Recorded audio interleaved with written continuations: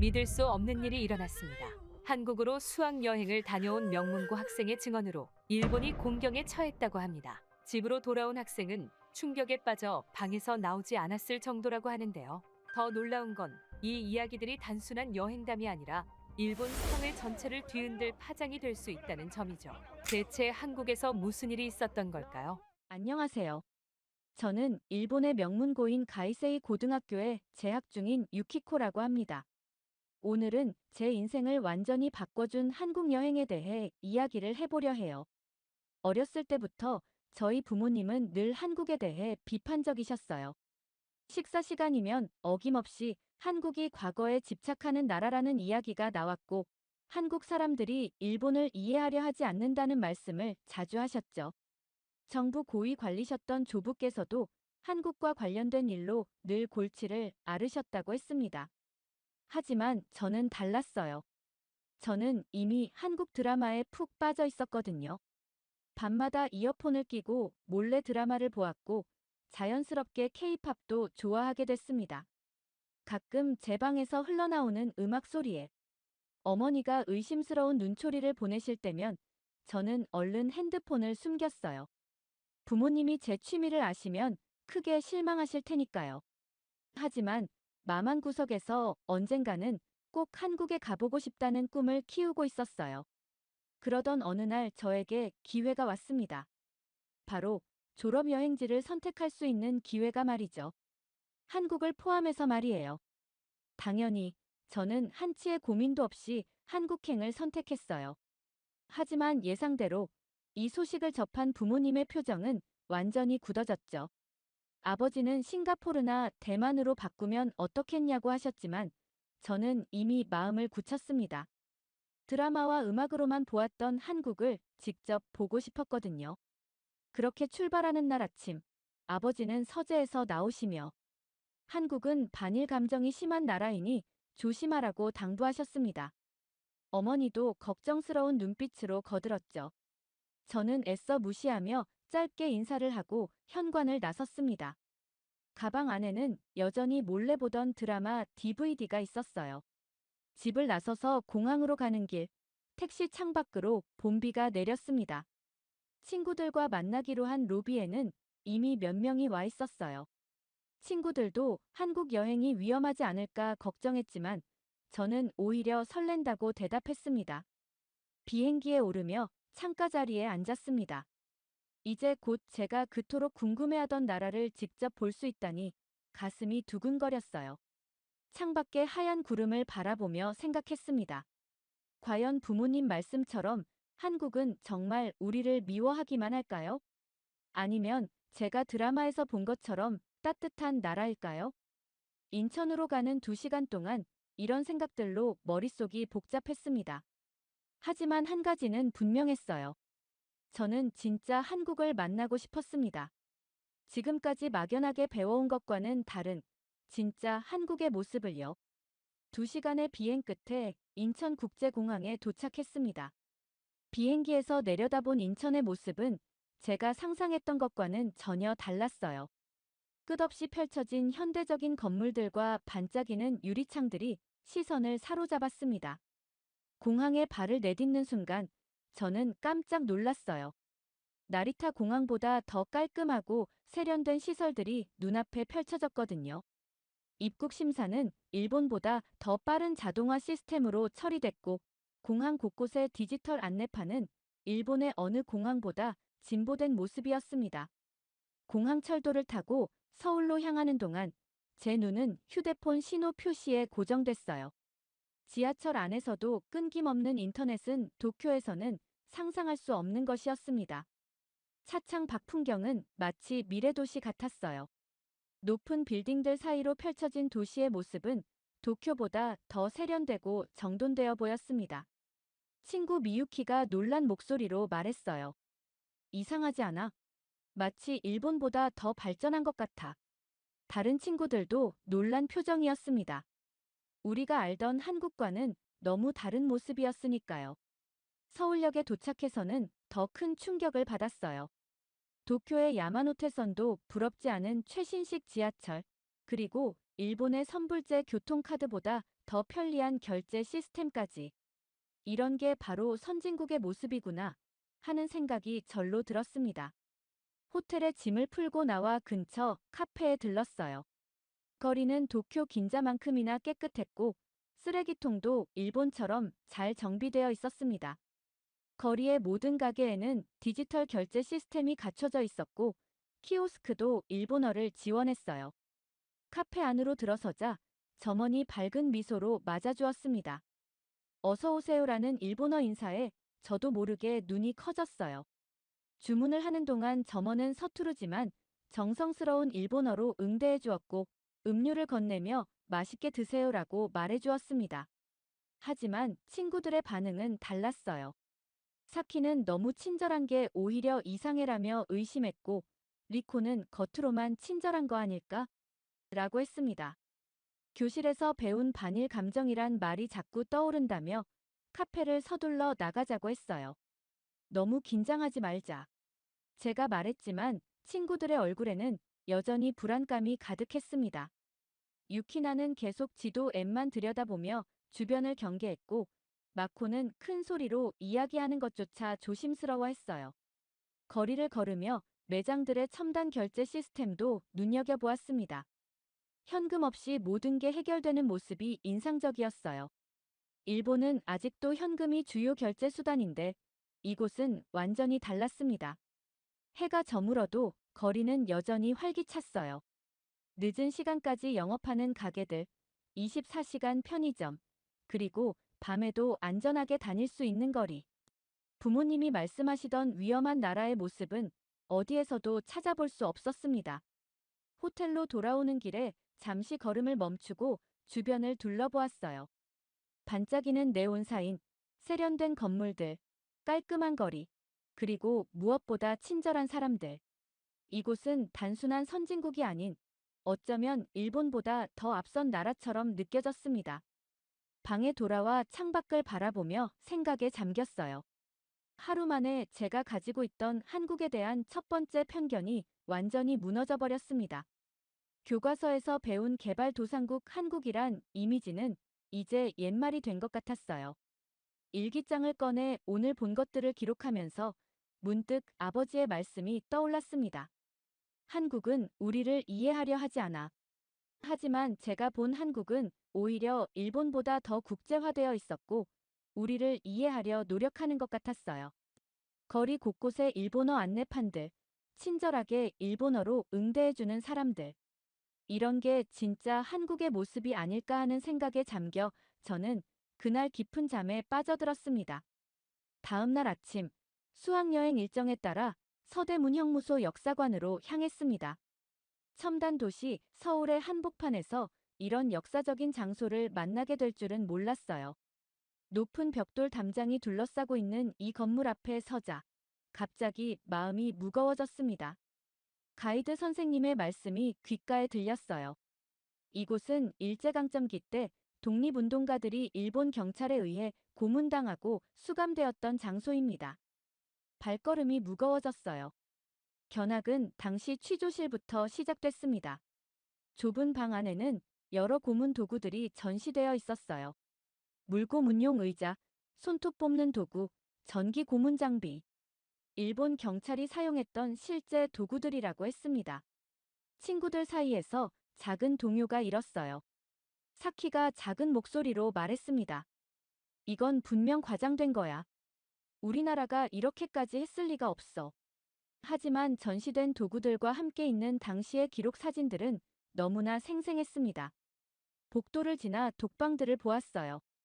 좁고 어두운 공간에 갇혀 있었을 사람들을 생각하니 가슴이 아팠습니다. 그때 가이드 선생님이 한 독방 앞에서 멈추셨어요. 이곳은 유관순 열사의 독방입니다. 그녀의 나이 18세, 여러분과 비슷한 나이였죠. 순간 숨이 멎는 것 같았어요. 18살이라는 말이 계속 귓가에 맴돌았습니다. 저와 같은 나이의 소녀가 이 차가운 감옥에 갇혀 고문을 받았다니. 가이드 선생님은 계속해서 설명하셨어요. 유관순 열사는 3.1 운동에 참여했다는 이유로 체포되어 이곳에서 모진 고문을 당했고 결국 옥사했다고 합니다. 그녀의 마지막 모습이 담긴 흑백 사진을 보며 저도 모르게 눈물이 났어요. 우리 일본 교과서에는 이런 내용이 없었는데. 제 중얼거림에 미유키가 고개를 끄덕였습니다. 우리는 단 한 번도 이런 이야기를 배운 적이 없었어요. 지하 고문실로 내려가는 계단을 밟을 때마다 다리가 후들거렸습니다. 차가운 지하실 공기가 피부를 스쳤어요. 좁은 통로 끝에는 고문실이 있었고 그곳에서 들려왔을 비명 소리를 상상하자 온몸에 소름이 돋았습니다. 친구들은 점점 불편한 기색을 드러냈어요. 리코는 이건 너무 한쪽으로 치우친 설명이야라며 투덜거렸고 다른 친구들도 한국이 역사를 과장하는 거 아니야? 라며 의심했습니다. 하지만 전시관에 가득한 구체적인 기록들은 부정할 수 없는 진실을 보여주고 있었어요. 재판 기록, 수감자 명부, 당시 신문 기사들. 이 모든 것이 우리가 알지 못했던 역사였습니다.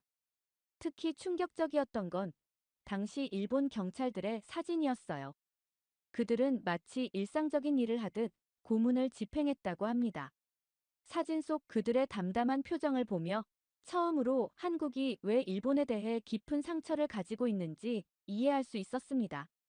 전시관을 나오면서 마지막으로 본 것은 옥사한 독립운동가들의 명단이었어요. 그 긴 명단 앞에서 저는 한참을 서 있었습니다.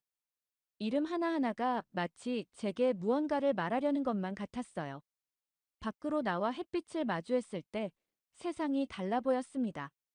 어제까지 보았던 현대적인 서울의 모습 뒤에는 이렇게 아픈 역사가 숨어 있었다니. 버스로 돌아가는 길, 친구들은 계속해서 한국의 역사 왜곡을 의심했지만 저는 더 이상 그들의 말에 동의할 수 없었어요. 방금 본 것들은 단순한 전시물이 아닌 살아있는 증거였으니까요.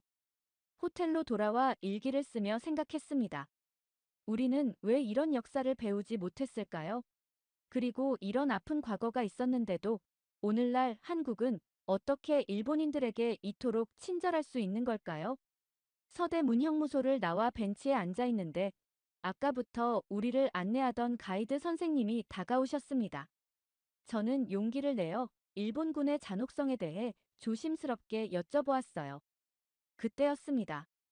가이드 선생님은 잠시 침묵하시더니 본인이 이곳에 수감되었던 독립운동가의 후손이라고 말씀하셨어요. 순간 가슴이 덜컥 내려앉는 것 같았습니다. 지금까지는 그저 전시관의 이야기라고만 생각했는데 눈앞의 분과 직접 연결된 이야기라니. 선생님의 증조부는 1919년 3.1 운동 당시 만세 시위를 주도하다 체포되어 이곳 서대문 형무소에서 고문을 받고 돌아가셨다고 합니다.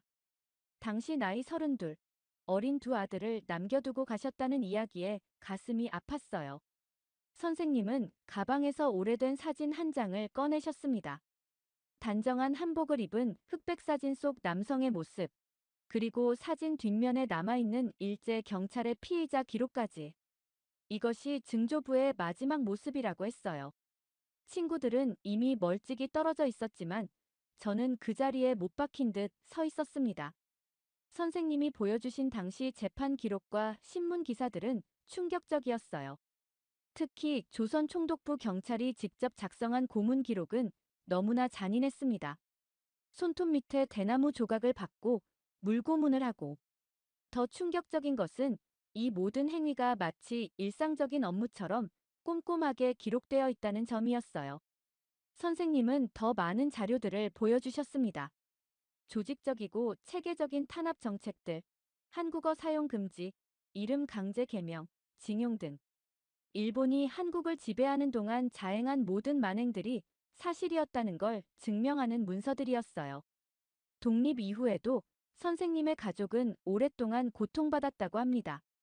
증조부의 죽음이 가져온 아픔은 할아버지 세대를 거쳐 지금까지 이어져 있다고 했어요. 그 말씀을 들으며 깊은 미안함이 밀려왔습니다. 그동안 일본에서 배워온 역사가 얼마나 왜곡되어 있었는지 깨달았어요. 우리는 늘 일본이 피해자라고 배웠는데 실제로는 우리가 이렇게 큰 상처를 준 가해자였다니. 하지만 선생님은 일본 학생들을 미워하지 않는다고 하셨습니다. 우리가 이런 역사를 제대로 배우지 못했다는 것을 이해한다면서 이제라도 진실을 알게 된 것에 의미가 있다고 말씀해 주셨어요. 선생님의 너그러운 태도에 오히려 더 마음이 아팠습니다. 우리나라가 저지른 잘못을 이토록 담담하게 이야기해 주시는 모습에 일본 정부의 역사 왜곡이 더욱 부끄럽게 느껴졌어요.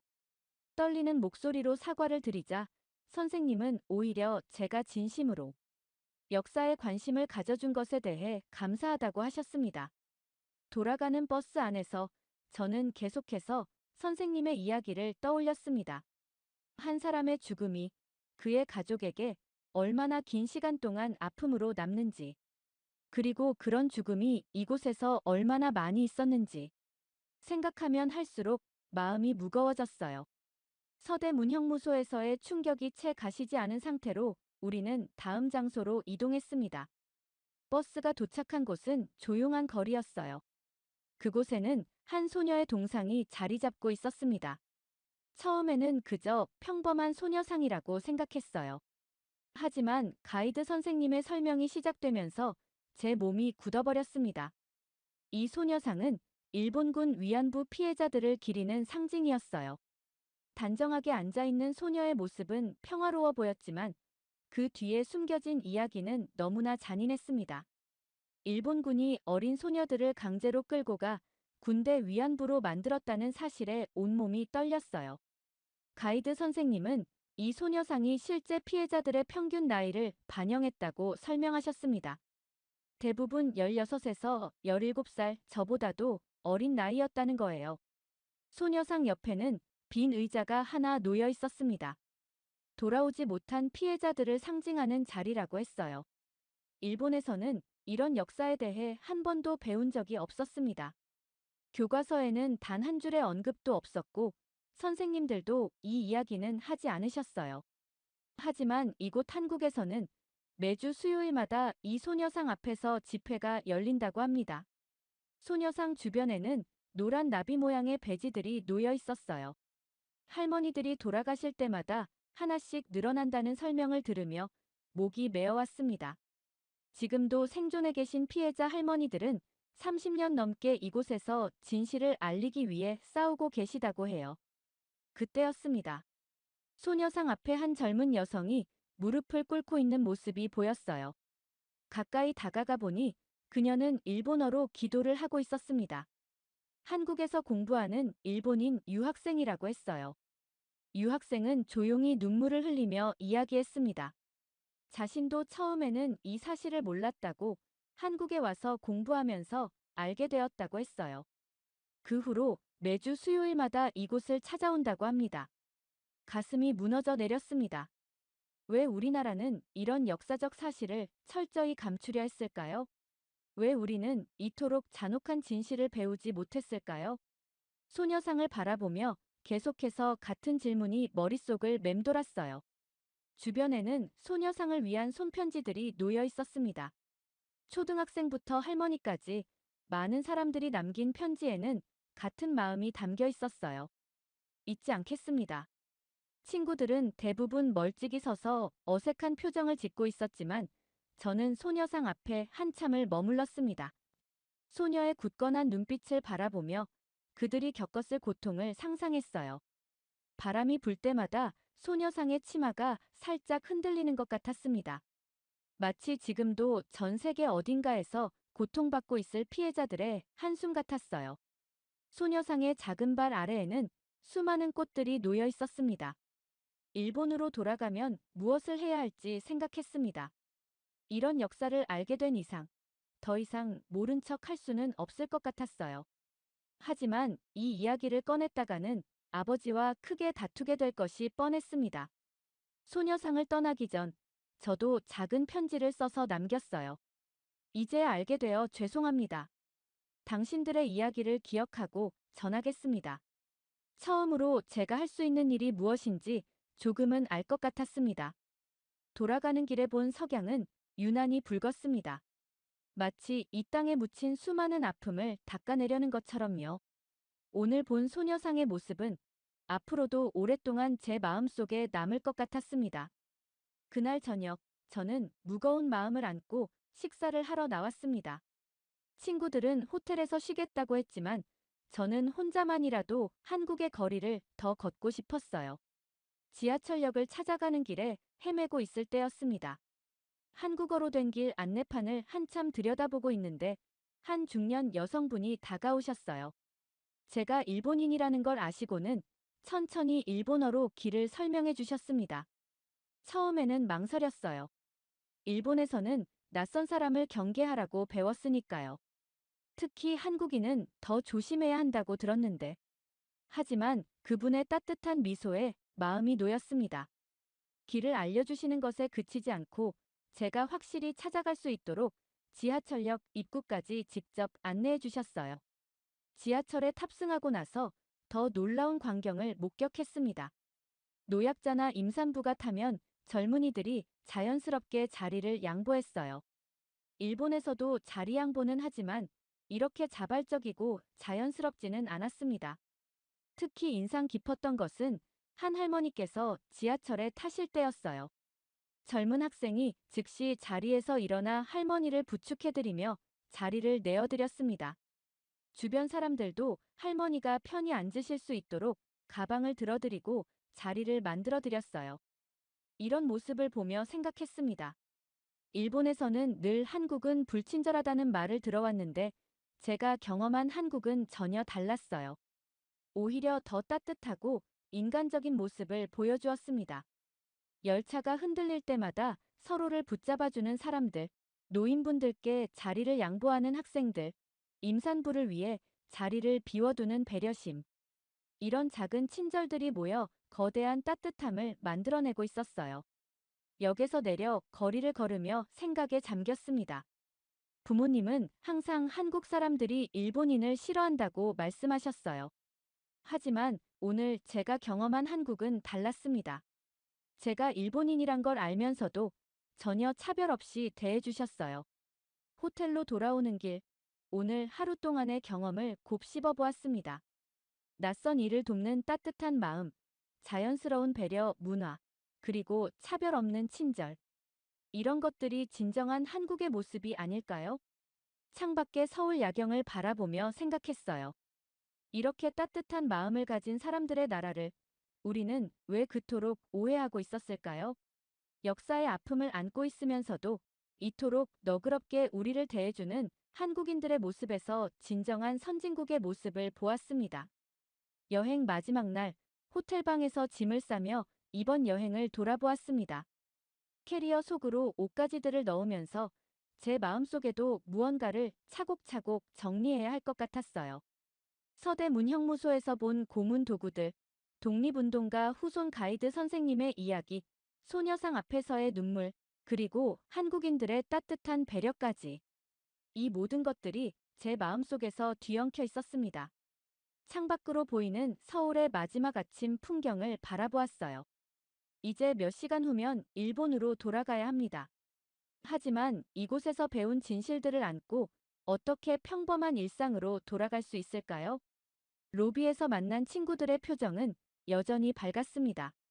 마치 아무 일도 없었다는 듯이 즐거운 여행이었다고 이야기하는 모습이 오히려 낯설게 느껴졌어요. 그들에게 제가 본 것들을 이야기할 수 있을까요?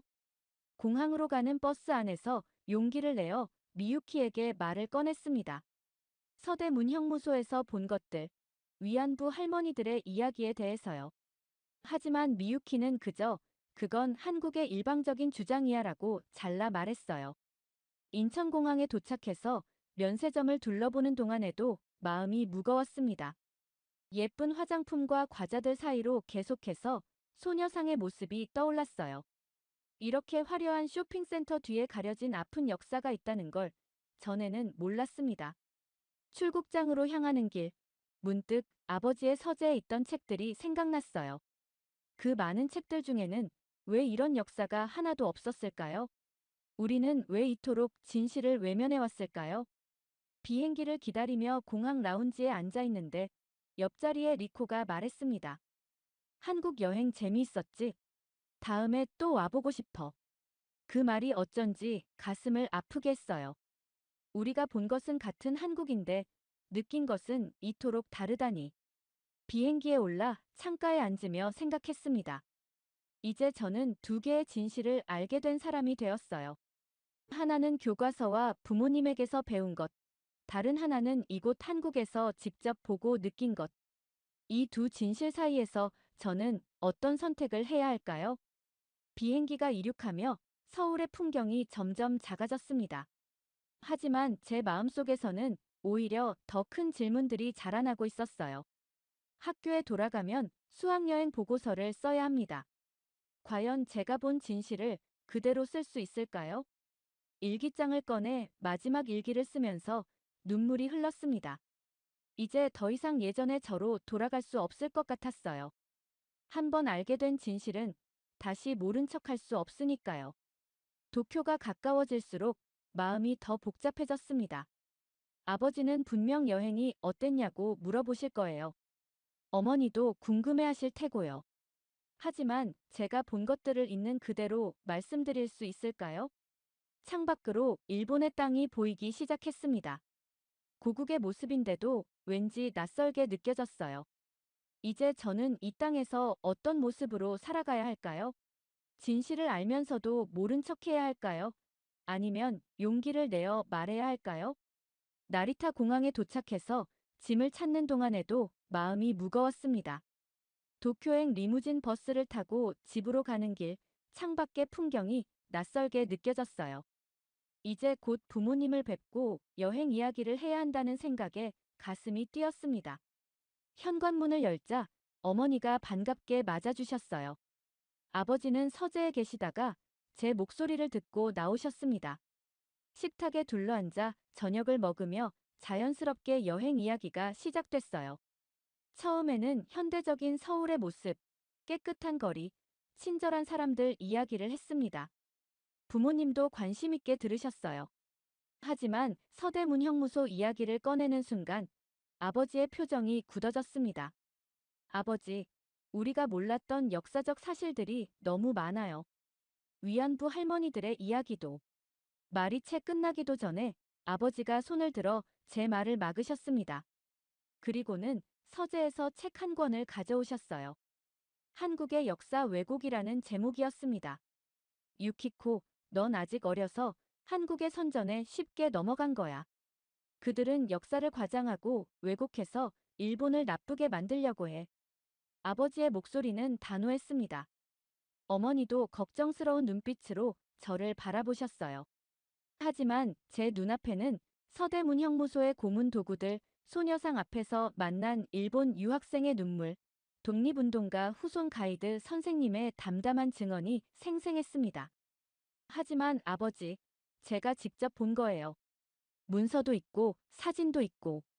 그런 것들은 모두 조작된 거야. 내가 얼마나 알겠니? 아버지의 언성이 높아졌습니다. 저도 모르게 눈물이 났어요. 지금까지 한 번도 아버지와 이렇게 싸운 적이 없었는데. 어머니가 우리 사이를 중재하려 하셨지만 이미 식탁의 분위기는 차가워져 있었습니다. 방으로 돌아와 침대에 누웠지만 잠을 이룰 수가 없었어요. 벽에 걸린 졸업사진을 바라보며 생각했습니다. 이제 저는 더 이상 부모님 말씀만 들으며 살 수 없을 것 같았어요. 책상에 앉아 일기를 쓰면서 결심했습니다. 비록 지금은 부모님과 갈등이 있더라도 제가 본 진실을 외면하지는 않겠다고요. 오히려 더 많이 공부하고 더 깊이 알아가야겠다고 다짐했습니다.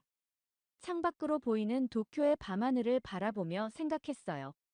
서울에서 보았던 하늘과 다르지 않은데 우리는 왜 이토록 다른 역사를 배우고 있는 걸까요? 문득 서대문 형무소에서 만난 가이드 선생님의 말씀이 떠올랐습니다.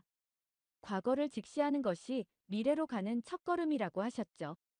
그리고 소녀상 앞에서 만난 일본 유학생처럼 진실을 알고 행동하는 일본인이 더 많아져야 한다는 생각이 들었어요. 책상에 앉아 작은 결심을 적어 내려갔습니다. 더 많은 책을 읽고 더 많은 사실을 공부하겠다고. 그리고 언젠가는 한국어도 배워서 우리가 모르고 있는 이야기들을 직접 들어보고 싶다고. 이제 저는 새로운 꿈이 생겼습니다. 일본과 한국 두 나라를 잇는 다리가 되고 싶어요. 비록 지금은 부모님이 이해하지 못하시더라도 언젠가는 제 선택을 인정해 주실 거라 믿습니다. 창밖에 떠 있는 달을 보며 생각했어요. 지금 서울에서도 누군가가 이 달을 보고 있겠죠. 우리가 보는 하늘이 같듯이 언젠가는 우리가 보는 역사도 같아질 수 있지 않을까요? 이번 한국 방문은 제 인생에서 가장 큰 전환점이 되었습니다. 아픈 역사 속에서도 따뜻한 마음을 잃지 않은 한국 사람들에게 깊은 감사를 느껴요. 그들은 제게 진정한 용기가 무엇인지, 올바른 역사 인식이 왜 중요한지를 가르쳐 주었습니다. 이제 저는 이 소중한 깨달음을 안고 새로운 걸음을 내디디려 합니다. 말도 안 되는 일이 벌어졌습니다.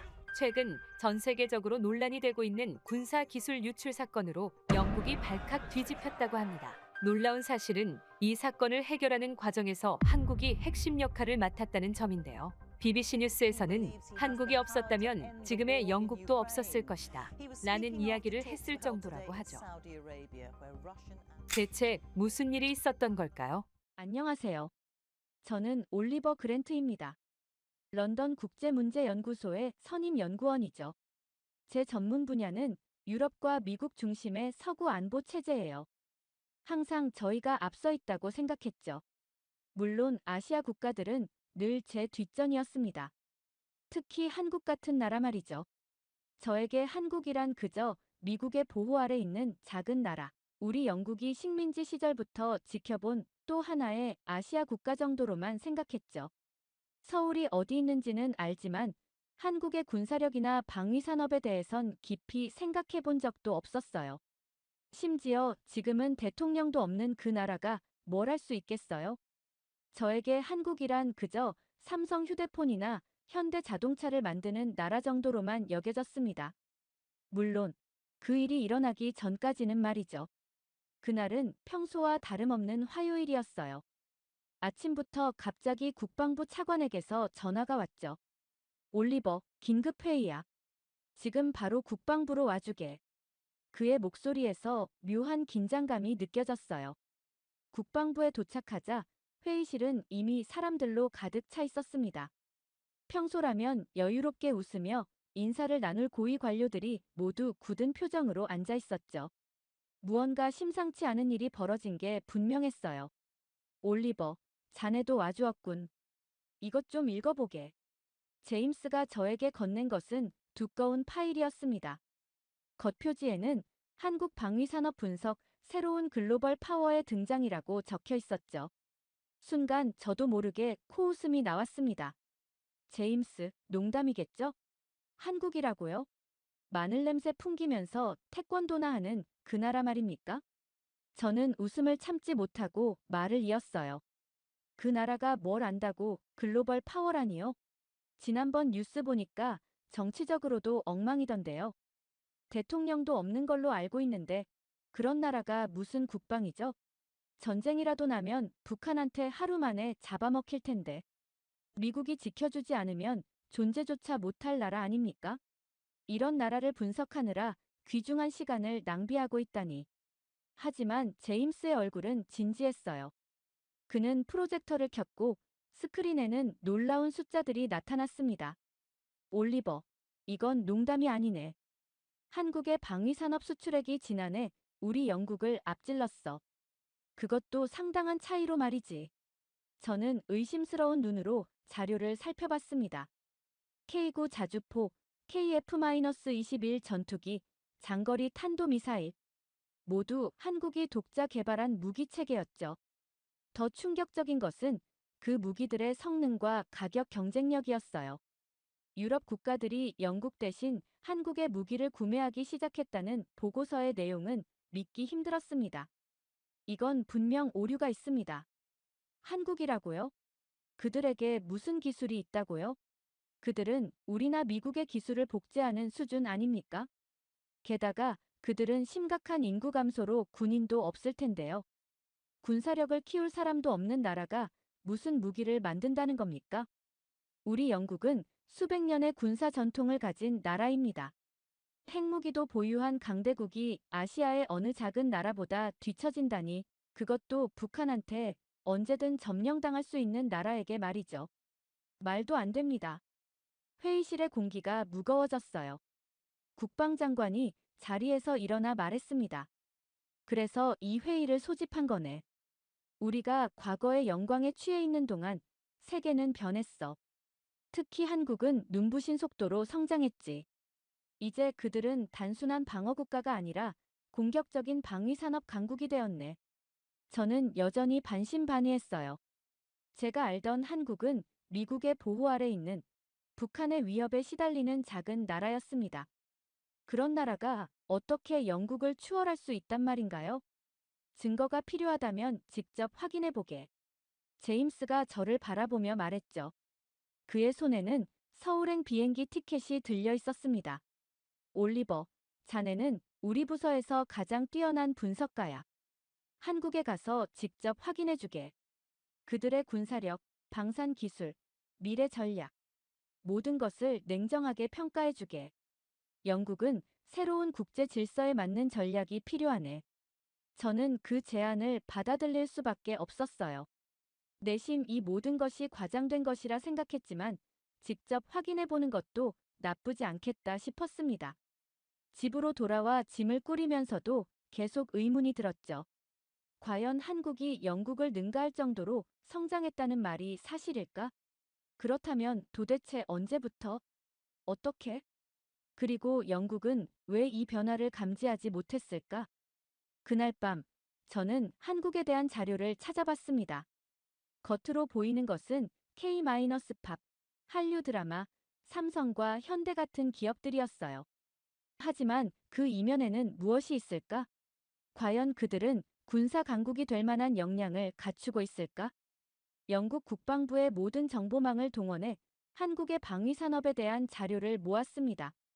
놀랍게도 한국은 지난 10년간 방위 산업에 엄청난 투자를 해왔더군요. 자체 기술로 개발한 무기 체계들이 세계 시장에서 큰 인기를 끌고 있었습니다. 특히 중동과 동유럽 국가들에서요. 이게 정말 사실일까? 의심이 사라지지 않았지만 서울행 비행기에 오르며 마음을 다잡았어요. 영국 국방부의 분석가로서 저는 객관적인 시각으로 한국을 평가해야 했습니다. 감정이나 자존심은 배제하고 말이죠. 비행기 창밖으로 구름을 바라보며 생각했습니다. 과연 한국이 정말 우리 영국을 뛰어넘었을까? 그렇다면 이제 우리는 어떻게 해야 할까? 이 질문들에 대한 답을 찾기 위해 저는 한국으로 향했습니다. 인천공항에 도착하면 이정훈 대령이 마중 나올 거라고 했어요. 그가 들려줄 이야기가 과연 어떤 것일지, 그리고 그것이 영국의 미래 전략에 어떤 영향을 미칠지 저는 알 수 없었습니다. 다만 확실한 것은 이 여정이 제 인생을 바꿀 중요한 전환점이 될 거라는 예감이 들었다는 거죠. 비행기가 이륙하며 저는 창밖의 런던을 바라봤습니다. 수백 년 동안 세계 강대국의 위치를 지켜온 우리 영국이 과연 이제는 작은 아시아 국가에게 배울 것이 있을까요? 그 답을 찾기 위한 저의 여정이 시작되었습니다. 13시간의 긴 비행 끝에 인천국제공항에 도착했습니다.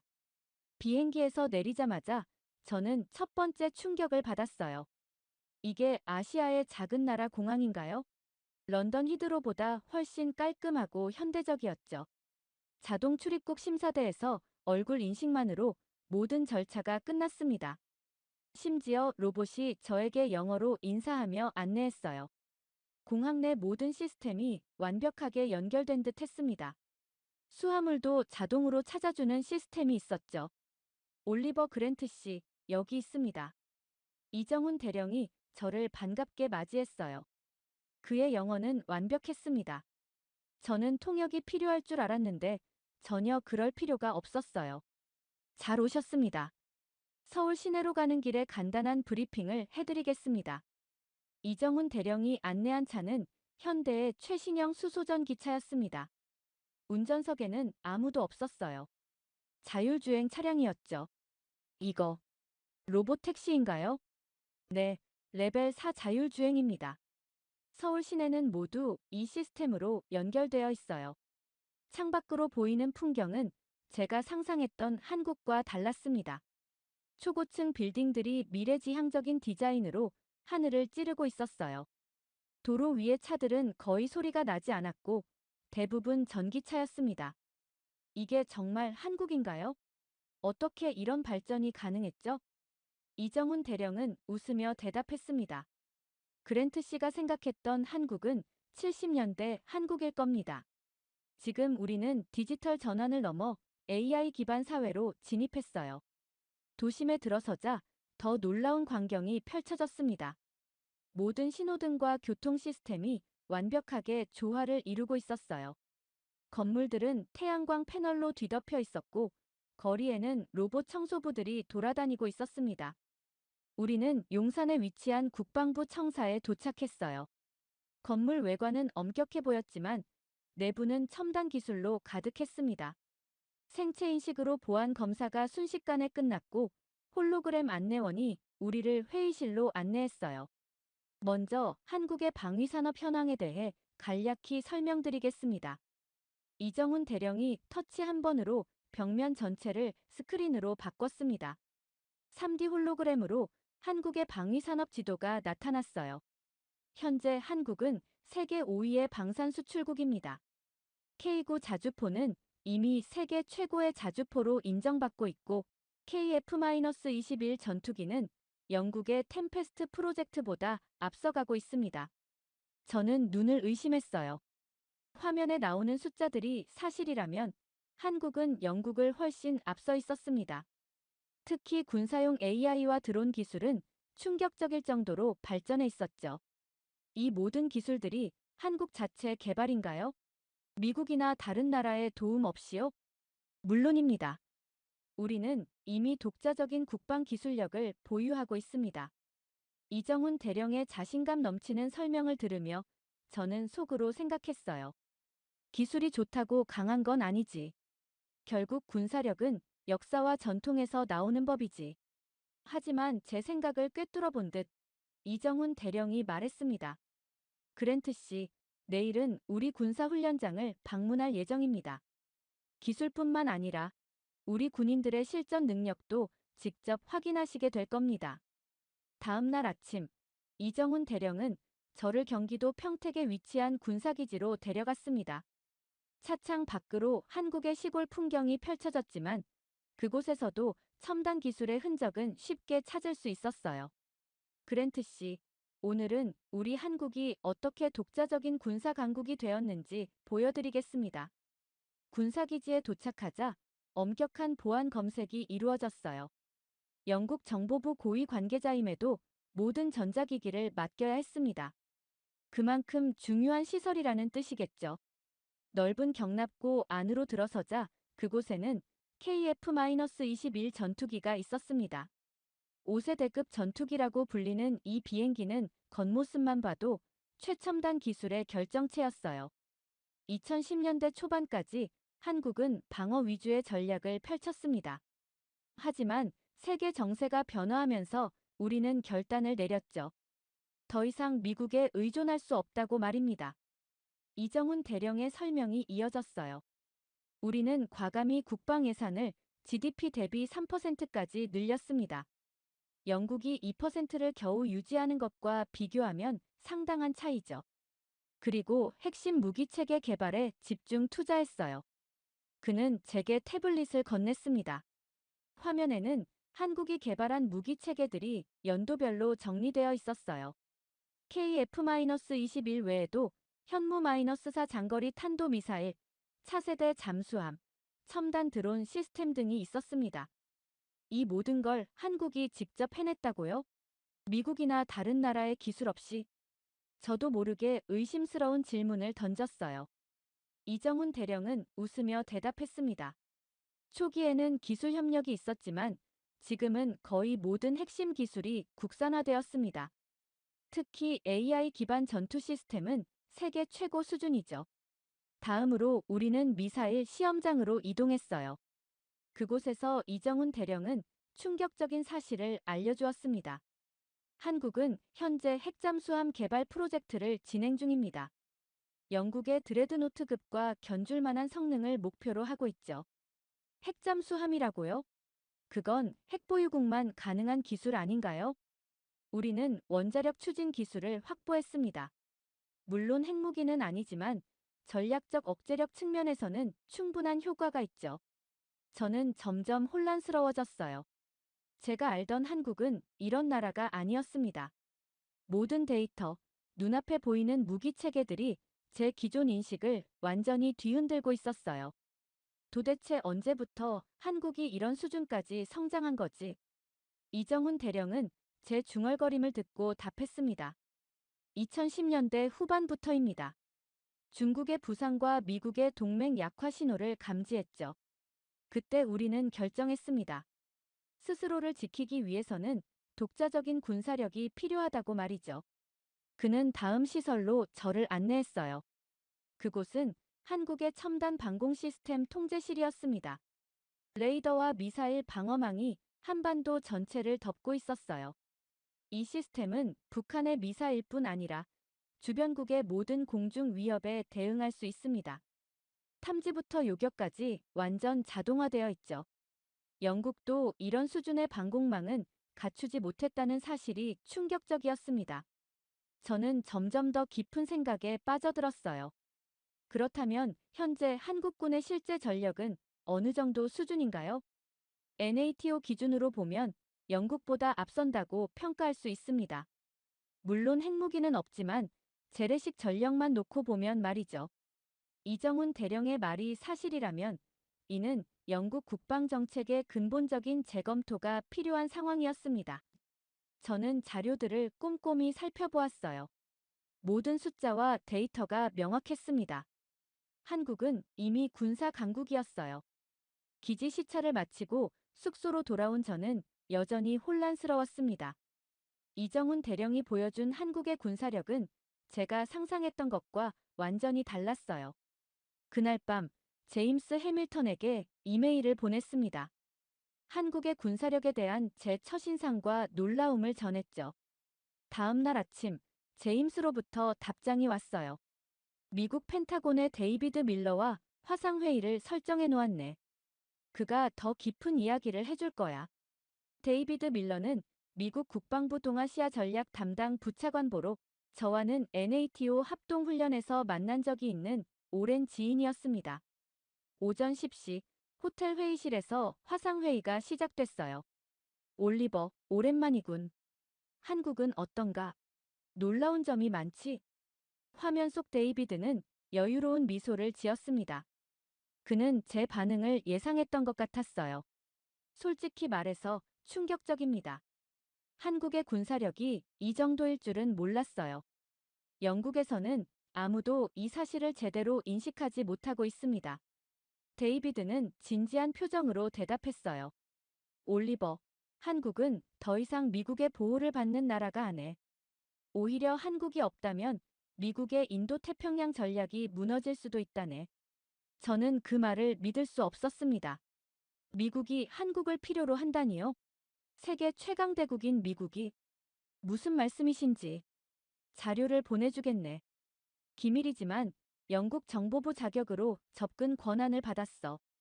잠시 후 제 노트북으로 파일이 전송되었습니다. 인도태평양 전략 2030 한국의 역할과 중요성이라는 제목의 보고서였어요. 화면을 넘기며 저는 점점 더 놀라움을 감출 수 없었습니다. 미국의 전략에서 한국이 차지하는 비중이 엄청났어요. 특히 대만 유사시 시나리오에서 한국의 역할은 결정적이었습니다. 이게 사실인가요? 대만 유사시 한국이 없으면 미군의 작전 수행이 불가능하다는 이 분석이 그렇네. 한국의 지리적 위치, 군사 인프라, 첨단 무기 체계. 이 모든 것이 없다면 우리의 전략은 실행 불가능해. 특히 한국의 미사일 방어 시스템과 잠수함 탐지 기술은 우리보다 앞서 있다네. 데이비드는 계속해서 충격적인 사실들을 알려주었어요. 미국이 한국에 AI 기반 전투 시스템을 도입하고 있다는 것, 한국의 드론 기술이 미국 특수부대에서 표준으로 채택되었다는 것 등이었죠. 사실 우리는 이미 수년 전부터 한국을 단순한 동맹국이 아닌 군사기술 파트너로 대우하기 시작했네. 영국도 빨리 움직이지 않으면 뒤처질 수 있어. 그의 말에 저는 깊은 생각에 잠겼습니다. 영국의 현재 동아시아 전략에는 한국이 거의 언급되지 않았어요. 우리는 여전히 일본과 호주만을 중요한 파트너로 여기고 있었죠. 설마 영국도 한국과의 협력을 더 이상 늦춰선 안 된다는 말인가요? 정확하네. 올리버, 세계는 변하고 있어. 전통적인 강대국들만으로는 새로운 안보 위협에 대응할 수 없네. 한국은 이미 군사 강국이 되었고 그들의 기술력은 놀라울 정도로 발전했어. 화상회의를 마친 후 저는 창밖을 바라보며 깊은 생각에 잠겼습니다. 서울의 화려한 마천루들이 저녁 노을에 물들어 있었어요. 이 도시, 이 나라가 이제는 세계 안보 질서의 중요한 축이 되었다니 믿기 힘든 현실이었습니다. 노트북을 열고 미국 자료를 다시 검토했어요. 그리고 영국 국방부에 긴급 보고서를 작성하기 시작했습니다. 제목은 한-0 군사 협력의 시급성 새로운 동반자 관계를 위한 제안이었습니다. 보고서를 작성하던 중 이정훈 대령의 연락을 받았어요. 다음 날 한국국방연구원에서 박윤서 박사를 만나게 된다고 했습니다. 서울 외곽의 현대적인 국방연구원 건물에서 박윤서 박사를 만났어요. 50대 중반의 차분한 여성이었죠. 그랜트 씨, 오늘은 한국의 방산 산업에 대해 알려드리겠습니다. 연구원 전략 분석실에서 박 박사는 세계 방산 수출 순위를 보여주었습니다. 놀랍게도 한국은 이미 세계 4위, 영국은 6위에 불과했어요. 2020년부터 한국의 방산 수출은 폭발적으로 증가했습니다. 특히 유럽 시장에서요. 그래프를 보니 2023년 한국이 영국보다 2배 이상의 수출액을 기록했더군요. 특히 주목할 점은 K-방산의 경쟁력입니다. 박 박사는 K9 자주포, FA-50 경공격기, K 전차 등을 소개했어요.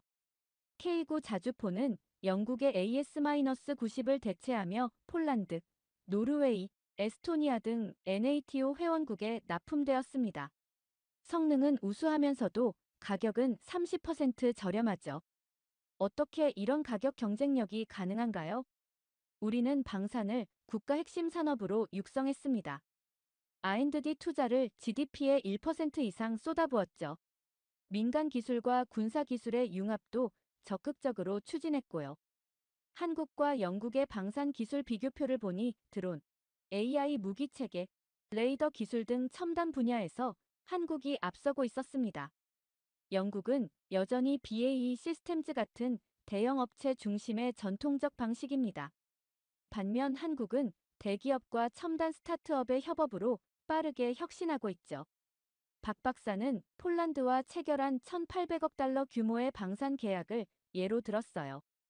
이 계약에서 우리는 영국, 프랑스, 독일과 경쟁했지만 기술력과 가격에서 모두 앞섰습니다. 저는 이 모든 정보에 충격을 받았습니다. 우리가 배울 게 있다니 믿을 수 없군요. 박 박사는 미소 지었어요. 우리는 과거 영국에게서 많이 배웠습니다. 이제는 서로 협력할 때입니다. 호텔로 돌아오며 생각했어요. 대영 제국의 후예인 영국이 한때 작은 아시아 국가였던 한국에게서 배워야 한다니. 세상이 정말 빠르게 변하고 있었습니다. 그날 호텔로 돌아와 침대에 누웠지만 잠을 이룰 수 없었습니다. 창밖으로 보이는 서울의 야경이 마치 미래의 도시처럼 느껴졌습니다. 다음 날 아침, 이정훈 대령이 저를 국방과학연구소로 안내했습니다. 오늘은 우리 한국이 준비하고 있는 미래 전쟁에 대해 보여드리겠습니다. 연구소 지하 벙커로 내려갔습니다. 거대한 스크린이 벽면 전체를 채우고 있었죠. 이정훈 대령이 버튼을 누르자 홀로그램이 나타났습니다. 이것이 우리가 개발 중인 스웜 드론 시스템입니다. 수천 대의 드론이 인공지능으로 연결되어 하나의 군집처럼 움직이죠. 홀로그램 속에서 드론들이 완벽한 조화를 이루며 비행했습니다. 영국군도 드론을 운용하지만 이 정도 수준은 아니었죠. 우리는 이미 실전 배치를 마쳤습니다. 북한의 도발에 대비해 휴전선 전역에 배치된 상태죠. 다음 시연은 더 충격적이었습니다. 완전 자율형 전투 로봇이었습니다. 인간의 통제 없이도 전술적 판단이 가능한 수준이었죠. 이건 위험하지 않습니까? 인공지능이 통제를 벗어날 수도 있지 않나요? 이정훈 대령이 웃으며 답했습니다. 걱정 마십시오. 우리는 윤리적 AI 원칙을 철저히 준수합니다. 모든 시스템에는 3중 안전장치가 있죠. 다음으로 본 것은 양자 암호통신 시스템이었습니다. 어떤 해킹도 불가능한 군사통신망이었죠. 영국이 아직 연구 단계인 기술을 한국은 이미 실전 배치하고 있었습니다. 현재 우리 군은 모든 지휘 통제 체계를 양자암호로 보호하고 있습니다. 북한은 물론 어떤 국가도 우리 통신을 해킹할 수 없죠. 마지막으로 본 것은 우주 군사력이었습니다. 한국은 이미 군사위성 네트워크를 구축했고 우주 감시 능력도 세계 최고 수준이었습니다. 우리는 지구 궤도의 모든 물체를 실시간으로 추적할 수 있습니다. 미사일은 물론 우주 쓰레기까지 말이죠. 하루 종일 한국의 미래 전력을 살펴보면서 제 머릿속은 혼란스러웠습니다. 영국은 아직도 재래식 전력 위주로 군사력을 운용하고 있었죠. 반면 한국은 이미 미래 전쟁을 준비하고 있었습니다. 저녁이 되어 이정훈 대령과 식사를 하면서 물었습니다. 왜 이런 첨단 기술들을 저에게 공개하는 겁니까? 이정훈 대령은 진지한 표정으로 답했습니다. 우리는 영국과의 협력을 원합니다. 과거 우리가 영국에게 배웠듯이 이제는 서로가 서로를 필요로 하는 시대가 왔죠. 영국의 전통적인 군사 경험과 우리의 첨단 기술이 만나면 새로운 시너지가 생길 겁니다. 그날 밤 호텔 창밖을 바라보며 깊은 생각에 잠겼습니다. 우리 영국은 과거의 영광에 취해 있는 동안 한국은 착실히 미래를 준비하고 있었습니다. 이제는 우리도 변해야 할 때가 왔습니다. 제임스 해밀턴에게 이메일을 보냈습니다. 한국과의 군사협력을 서둘러야 합니다. 그들은 이미 우리가 상상하지 못한 미래를 실현하고 있습니다. 연구소를 나와 저녁 식사를 위해 강남으로 향했습니다. 이정훈 대령은 제가 한국의 또 다른 면을 봐야 한다며 번화가로 저를 안내했죠. 여기가 바로 K-팝의 중심지입니다. 세계 음악 시장의 새로운 강자로 떠오른 한국 문화의 심장부죠. 거대한 전광판에서는 한국 아이돌 그룹의 뮤직비디오가 흘러나왔습니다. 길거리는 전 세계에서 몰려든 관광객들로 넘쳐났죠. 특히 놀라웠던 건 그들이 들고 있는 최첨단 기기들이었습니다. 저 기기들은 모두 K-팝 팬들을 위해 특별히 제작된 겁니다. AR 기술로 좋아하는 가수와 함께 있는 것처럼 촬영할 수 있죠. 문화 콘텐츠와 기술의 결합이라고 할 수 있습니다. 식당에 들어서자 또 다른 놀라움이 기다리고 있었습니다. 테이블에 설치된 스크린으로 메뉴를 고르자 AI가 각 음식의 조리 과정과 원산지를 상세히 설명해 주었습니다. 한식은 이제 단순한 음식이 아닙니다. K푸드 역시 우리의 주요 수출 산업이 되었죠. 모든 식당의 데이터가 중앙 시스템과 연결되어 있어 품질 관리도 실시간으로 이뤄집니다. 이정훈 대령의 설명을 들으며 김치찌개를 먹고 있는데 옆 테이블에서 영어로 대화하는 소리가 들렸습니다. 영국 액센트였죠. 내가 본 한국 드라마의 그 장소가 바로 여기야. 말도 안 돼. 직접 와서 보다니. 젊은 영국인 관광객들이었습니다. 그들은 한국 드라마 속 장면을 따라하며 사진을 찍고 있었죠. 우리 문화산업의 영향력은 이제 국방력의 한 축이 되었습니다. 문화적 영향력이 커질수록 우리 무기의 신뢰도도 높아지니까요. 실제로 우리 드라마를 즐겨보는 국가들이 한국산 무기를 선호하는 경향이 있죠. 그제야 이해가 됐습니다. 한국은 문화와 기술, 그리고 산업을 하나로 연결해 새로운 형태의 국가 경쟁력을 만들어내고 있었던 겁니다. 우리가 K-팝을 수출하면 한국 화장품이 팔리고 한국 드라마를 수출하면 한국 가전제품이 팔립니다. 이제는 여기에 방산 수출까지 더해졌죠. 식사를 마치고 나오는 길에 스마트폰 매장 앞을 지났습니다. 진열된 최신 폴더블 스마트폰을 보며 생각했습니다. 한국은 이미 단순한 문화 강국을 넘어서 있었습니다. 그들은 문화와 기술의 완벽한 조화를 통해 새로운 형태의 강대국으로 진화하고 있었던 겁니다. 한국에서의 마지막 밤을 보내고 다음 날 아침 히드로 공항에 도착했습니다. 일주일 전 제가 한국으로 떠났을 때와는 전혀 다른 사람이 되어 돌아왔다는 느낌이 들었습니다. 공항에는 제임스 해밀턴이 마중 나와 있었습니다. 올리버, 자네가 보낸 보고서들을 모두 읽었네. 국방부가 발칵 뒤집혔어. 차에 오르자마자 제임스는 본론으로 들어갔습니다. 오늘 오후 3시에 긴급 회의가 소집됐어. 장관님께서 직접 자네의 의견을 듣고 싶어 하시네. 런던 시내로 들어서는 길이 왠지 낯설게 느껴졌습니다. 서울의 미래지향적인 풍경에 익숙해진 탓일까요? 웨스트민스터의 고풍스러운 건물들이 마치 과거의 유물처럼 보였습니다. 국방부 회의실은 이미 사람들로 가득 차 있었습니다. 제가 한국으로 떠나기 전 이곳에서 보였던 오만한 태도가 부끄럽게 느껴졌죠. 올리버, 자네가 직접 본 한국의 현실을 듣고 싶네. 국방장관의 요청에 저는 자리에서 일어났습니다. 한국은 우리의 상상을 뛰어넘는 수준으로 발전해 있었습니다. 그들의 군사력은 이미 영국을 앞서고 있으며 특히 미래 전장에 대한 준비는 우리와 비교할 수 없을 정도입니다. 회의실 안에서 술렁임이 일었습니다. 더 이상 우리가 한국을 가르칠 것은 없습니다. 오히려 우리가 그들에게 배워야 할 때가 왔습니다. 지금 당장 한국과의 협력을 강화하지 않는다면 10년 후 영국은 더 이상 군사 강국이라 불릴 수 없을 것입니다. 제 발표가 끝나자 장관이 입을 열었습니다. 내일 아침 우리는 한국과의 전면적인 군사 협력을 발표할 예정이요.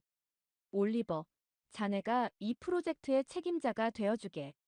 다음 날 영국 국방부는 한국과의 포괄적 군사 협력 강화를 공식 발표했습니다. 현지 언론들은 대영 제국의 결단이라는 제목으로 이 소식을 보도했죠. 사무실로 돌아와 창밖을 바라보며 생각했습니다. 테임즈강의 잔잔한 물결 너머로 런던의 스카이라인이 보였습니다. 이제 이 풍경도 변화해야 할 때가 왔습니다. 책상 위에는 이정훈 대령이 보낸 이메일이 와 있었습니다. 이번 주말에 우리 실무진들이 런던에 도착합니다. 새로운 시작이 되길 바랍니다. 답장을 쓰면서 지난 일주일간의 경험이 스쳐 지나갔습니다. 한국은 저에게 겸손을 가르쳐 주었고 동시에 미래에 대한 희망을 보여주었습니다. 이제는 우리가 한국을 배워야 할 때입니다. 당신들을 기다리고 있겠습니다. 지금도 제 책상에는 한국에서 가져온 기념품이 놓여 있습니다. 첨단 기술이 담긴 군사훈련 시뮬레이터의 미니어처인데요. 이걸 볼 때마다 생각합니다. 우리가 과거의 영광에 사로잡혀 있는 동안 한국은 묵묵히 미래를 준비하고 있었다는 것을. 때로는 가장 겸손한 자가 가장 큰 성장을 이룬다는 진리를 한국은 저에게 가르쳐 주었습니다. 이제 영국도 그 겸손을 배울 때가 왔네요. 충격적인 일이 벌어졌습니다. 최근 미국의 초호화 저택을 소유한 억만장자들 월스트리트의 투자자들이 모두 떠나고 있다고 합니다. 더욱 놀라운 사실은 그들이 선택한 새로운 주거지가 바로 한국의 아파트라는 점이죠. 이 현상을 두고 전문가들은 부동산의 패러다임이 뒤집히고 있다는 분석까지 내놓고 있는데요. 대체 무슨 일이 있었던 걸까요? 안녕하세요. 저는 리처드 콜먼입니다. 뉴욕 월스트리트에서 30년 넘게 부동산 투자 전문가로 일해왔죠. 현재는 대형 부동산 개발사의 부사장이에요. 저는 항상 미국식 주택이 세계 최고라고 생각해왔습니다. 아시아의 부동산 같은 건 완전히 제 관심 밖이었죠. 특히 한국의 주거 문화요? 웃기지도 않네요. 작은 땅덩어리에 콘크리트로 지은 상자 더미를 쌓아놓고 집이라고 부르는 꼴이란. 대부분의 청년들이 좁디 좁은 고시원에서 공부하고 벽 너머로 옆집 부부싸움이 생중계되는 그런 곳이잖아요. 게다가 한국 부동산은 정치인들의 투기 놀이터라고 들었습니다.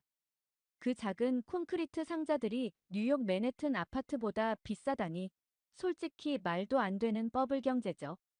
한국 부동산 시장은 보수 정부의 실패한 정책들로 엉망이 됐다고 들었어요. 때문에 저는 진정한 고급 주거 문화는 미국에만 있다고 확신했죠. 물론 그 사건이 있기 전까지는 말입니다. 그날 아침 시장조사팀장 제이슨이 제 사무실로 들어왔습니다. 제이슨은 평소와 같이 최근 6개월간 고급 주택 매매 데이터를 보여주었습니다. 하지만 화면을 살펴보다 저는 완전히 충격을 받고 말았어요. 뉴욕 교외의 고급 주택 시장이 급격히 침체되어 있었거든요. 데이터에 오류가 있는지 물었지만 제이슨은 아니라고 했습니다. 그가 화면을 넘기자 플러싱과 퀸즈 지역의 한국식 스마트 아파트라 불리는 단지들의 가격이 급상승한 그래프가 나타났어요. 저는 코웃음을 쳤습니다. 말도 안 돼. 뉴욕의 억만장자들이 고급 저택을 두고 저런 아파트로 이사한다고. 그것도 한국식 아파트라는 그 조그만 공간으로. 코미디네. 하지만 제이슨이 보여준 명단에는 월스트리트의 유명 투자자들, 실리콘밸리의 테크 거물들, 할리우드 스타들의 이름까지 있었습니다. 그들 모두 자신들의 고급 저택을 매물로 내놓고 이 한국식 아파트에 투자하거나 입주 예약을 했다는 내용이었죠. 결국 저는 호기심이 생겨 제 오랜 골프 친구인 금융계 거물 토마스 윌리엄스에게 전화를 걸었습니다. 토마스에게 롱아일랜드 저택을 매물로 내놨다는 소식이 사실인지 물었습니다. 그는 퀸즈의 스카이 가든이라는 새 아파트 단지로 이사할 예정이라고 했어요. 한국의 건설사가 지은 곳이라고 했죠. 토마스, 자네 미쳤나? 한국 아파트라고. 거기 대통령들 전부 부동산 비리로 감옥 가지 않았어. 그 시장에 투자한다고. 한국 건설사들은 비자금 조성의 달인들이라던데 그런 회사가 지은 집에 살겠다고. 토마스는 웃으면서 제가 아직 그곳을 보지 못했다며 우리가 알던 아파트가 아니라 완전히 다른 차원의 주거 공간이라고 말했습니다. 그날 오후 사장님이 저를 긴급히 호출했어요. 사장님이 이사회에서 우리도 한국식 스마트 아파트 사업에 뛰어들기로 결정했다고 알려주었습니다. 그리고 저를 프로젝트 책임자로 임명했다고 했어요. 저는 할 말을 잃었습니다. 사장님은 제게 다음 주에 서울로 출장을 가서 한국의 건설사들과 협업 방안을 논의하고 한 달간 머물면서 그들의 아파트 시스템을 직접 경험해보라고 지시했습니다. 저는 믿을 수 없었어요. 30년간 주름 잡아온 제가 이제 와서 한국의 아파트를 배우러 간다니요? 제가 반박하려 했지만 사장님은 이건 부탁이 아니라 지시라고 단호하게 말씀하셨습니다. 그렇게 저는 그 다음 주에 서울행 비행기를 타게 되었습니다. 30년 동안 쌓아온 제 신념이 무너지는 것 같았죠. 정말이지 한국이라니 젊은이들은 헬조선이라 부르는 그 나라 말입니다.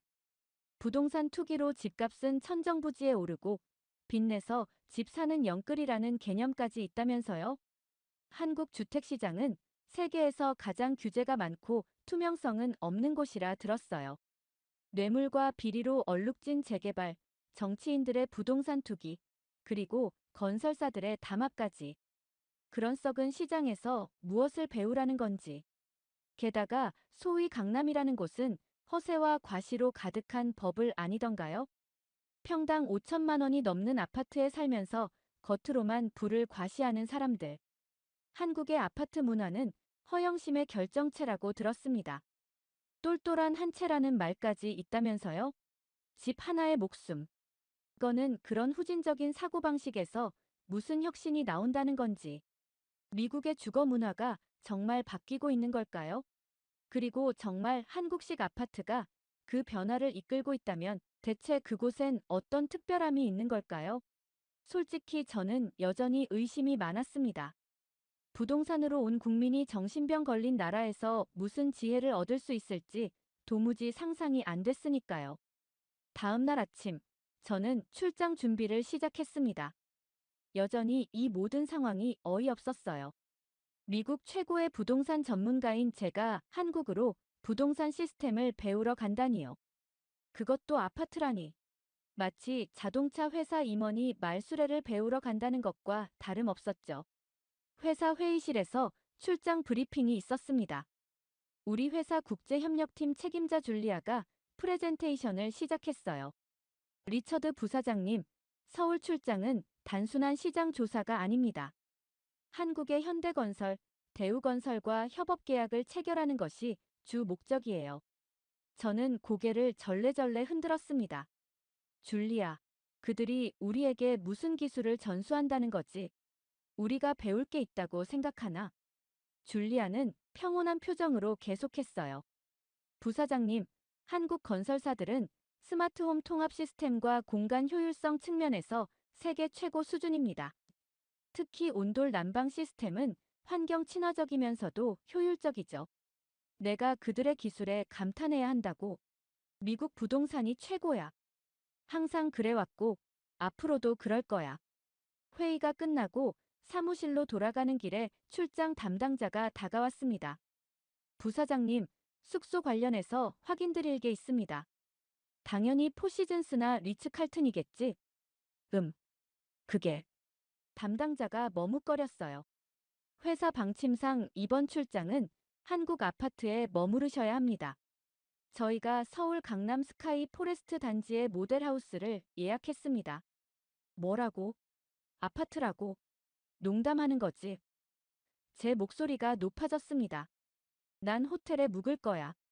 아파트라니, 비좁고 불편한 곳에 어떻게 살아? 화장실도 제대로 없을 텐데. 담당자는 공손하게 말했어요. 사장님의 특별 지시입니다. 한국 아파트 시스템을 직접 경험해보라고 하셨습니다. 그래야 현지 건설사들과 협상할 때 실질적인 이해를 바탕으로 대화할 수 있다고요. 말도 안 돼. 내가 30년 경력의 부동산 전문가인데 굳이 그런 곳에서 살아봐야 한다고. 이건 모욕이야. 하지만 아무리 항의해도 소용없었습니다. 결국 저는 한국 아파트에서 한 달을 보내게 된다는 사실을 받아들일 수밖에 없었어요. 집에 돌아와 아내 캐롤린에게 이 소식을 전했죠. 여보, 믿을 수 없어. 내가 한국 아파트에서 한 달을 살아야 한대. 캐롤린은 웃으며 말했어요. 글쎄, 어쩌면 좋은 경험이 될지도 모르잖아. 새로운 것을 배울 수도 있고. 무슨 소리야? 우리 뉴욕 펜트하우스가 얼마나 완벽한데. 창밖으로 센트럴파크가 내려다 보이고 800평방미터의 공간의 이탈리아제 대리석 바닥, 프랑스식 샹들리에. 한국 아파트에서 무얼 배운다는 거야? 출발 전날, 저는 한국 아파트에 대해 구글링해 보았습니다. 대부분 좁은 공간에 촌스러운 인테리어.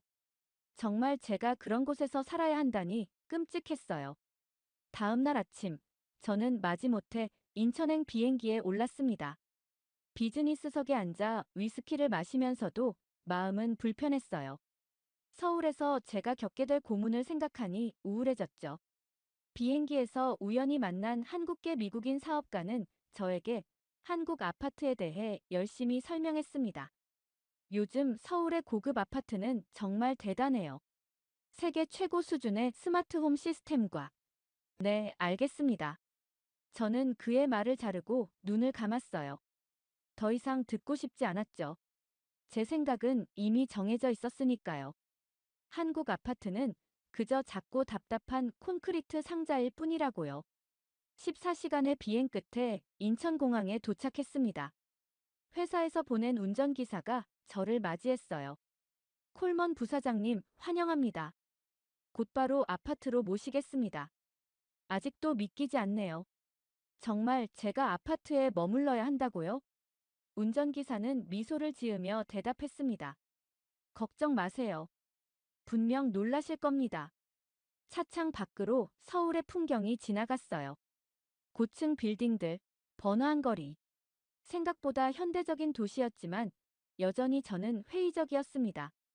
특히 제가 한 달 동안 살아야 할 아파트를 생각하면 더욱 그랬죠. 차는 서울 강남의 한 지역으로 들어섰습니다. 창밖으로 보이는 풍경이 점점 달라졌어요. 제가 상상하던 삭막한 콘크리트 숲이 아니었죠. 저기가 스카이 포레스트 단지입니다. 운전기사가 말했어요. 창밖을 바라보던 제 입이 벌어졌습니다. 눈앞에 펼쳐진 건 제가 상상했던 회색 콘크리트 아파트가 아니었어요. 마치 미래도시에서 본 듯한 초현대식 건물 단지였습니다. 저게 아파트라고요? 제 목소리에 의심이 가득했죠. 길게 뻗은 진입로를 따라 차가 들어가자 넓은 중앙광장이 나타났습니다. 분수대를 중심으로 아름다운 조경이 펼쳐져 있었고 유리와 철골 구조의 초고층 타워들이 하늘을 찌르듯이 솟아 있었어요. 건물 외관은 물결치는 듯한 곡선 디자인으로 마치 예술 작품 같았습니다. 실례지만 혹시 잘못 온 건 아닌가요? 여기가 정말 아파트 단지인가요? 저는 운전기사에게 물었어요. 운전기사는 미소를 지었습니다. 네, 맞습니다. 이곳이 스카이 포레스트 단지예요. 최근에 지어진 서울의 프리미엄 아파트 단지입니다. 차가 멈추자 정장을 갖춰 입은 직원이 다가와 문을 열어주었어요. 콜먼 부사장님, 환영합니다. 저는 이 단지의 컨시어지 매니저 김준호입니다. 컨시어지 매니저라고요? 아파트에. 저는 혼란스러웠습니다. 그가 저를 안내하는 동안 차량 번호를 자동으로 인식해 주차장 게이트가 열리는 모습, 얼굴 인식 시스템으로 작동하는 보안 게이트, 그리고 안내 로봇까지. 모든 것이 충격적이었어요. 이건 내가 알던 아파트가 아닌데. 제 목소리에는 놀라움이 가득했습니다. 김준호는 자부심 어린 목소리로 설명했어요. 저희 단지는 스마트 시티 개념을 적용한 최첨단 주거 공간입니다. 모든 시설이 IoT로 연결되어 있고 인공지능 시스템이 단지 전체를 관리합니다. 우리는 로비로 들어섰어요. 5성급 호텔의 로비를 떠올리게 하는 화려한 공간이었습니다. 대리석 바닥, 수정 샹들리에, 고급스러운 가구들. 로비 한쪽에는 카페가 있었고 반대편에는 비즈니스 센터가 자리하고 있었죠. 이곳은 저희 단지의 메인 로비입니다. 24시간 컨시어지 서비스를 제공하고 있으며 택배 관리, 차량 관리, 방문객 안내 등 모든 서비스를 원스톱으로 해결해 드립니다. 저는 여전히 믿기지 않았어요. 제가 뉴욕에서 살던 고급 아파트보다 훨씬 더 럭셔리했으니까요. 지금부터 부사장님께서 머무실 유닛으로 안내해 드리겠습니다. 엘리베이터 앞에 서자 김준호가 아무것도 누르지 않았는데도 문이 열렸습니다. 얼굴 인식 시스템입니다. 등록된 주민의 얼굴을 인식해 자동으로 해당 층으로 이동합니다. 엘리베이터 안에는 디지털 디스플레이가 있어 날씨, 뉴스, 단지 내 공지사항 등을 보여주고 있었어요. 우와! 저도 모르게 감탄사가 나왔습니다. 32층에 도착하자 김준호는 복도를 따라 저를 안내했어요.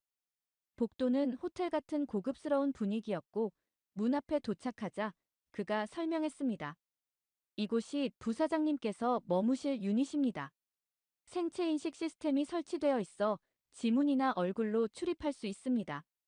임시로 출입 카드도 준비해 드렸습니다. 문이 열리고 제 앞에 펼쳐진 공간을 보고 저는 한 번 더 놀랐어요. 이건 제가 상상했던 좁고 답답한 아파트가 아니었습니다.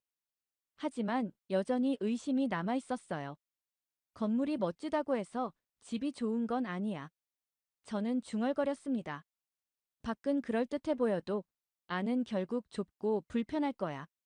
김준호는 미소를 지으며 말했어요. 안쪽까지 둘러보시죠. 아파트 내부의 모든 시스템을 설명해 드리겠습니다.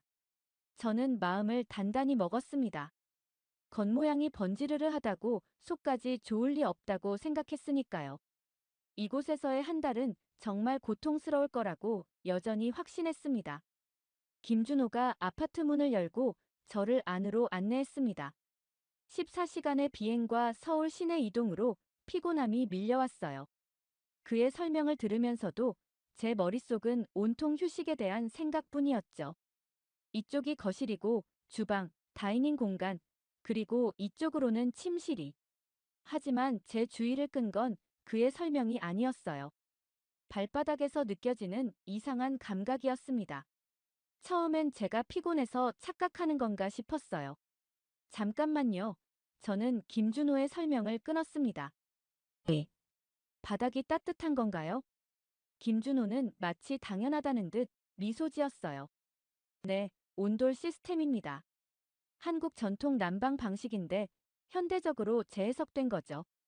바닥 아래 파이프를 통해 따뜻한 물이 순환하면서 바닥을 데우고 그 열이 위로 올라오는 원리입니다. 저는 믿을 수 없다는 듯 바닥을 내려다보았습니다. 뭐야? 난방이 바닥에서 올라와? 네, 미국의 공기 난방과는 완전히 다른 시스템이죠. 온돌은 복사열을 이용해 바닥부터 천천히 공간 전체를 따뜻하게 합니다. 건조함도 적고 열 효율도 뛰어나요. 저는 신발을 벗고 맨발로 바닥을 느껴보았어요. 놀랍게도 바닥 전체가 균일하게 따뜻했습니다. 뉴욕집의 공기 난방은 항상 불균형했어요. 천장 가까이는 덥고 바닥은 차가웠죠. 특히 겨울이면 슬리퍼 없이는 바닥을 걸을 수 없었습니다. 이건 정말 놀랍군요. 저는 솔직한 감탄을 숨기지 못했어요. 타월, 침구류, 욕실용품은 모두 준비되어 있습니다.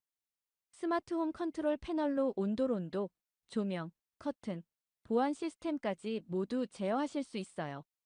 혹시 궁금한 점 있으시면 언제든 로비로 연락 주세요. 김준호가 떠난 후 저는 침실로 들어갔습니다. 킹사이즈 침대, 고급스러운 침구, 그리고 대형 스마트 TV까지. 예상과 달리 방은 넓고 안락했어요. 하지만 무엇보다 인상적인 건 계속해서 발바닥을 통해 느껴지는 따뜻함이었습니다. 샤워를 마친 후 저는 피로를 느끼며 침대에 누웠어요. 뉴욕에서는 밤마다 건조한 공기 때문에 목이 아파 물을 마셔야 했습니다. 가습기를 틀어도 소용없었죠. 하지만 이상하게도 이곳에서는 공기가 촉촉하게 느껴졌어요. 이 따뜻한 바닥이 공기를 자연스럽게 데우면서도 습도를 유지해주는 것 같았습니다.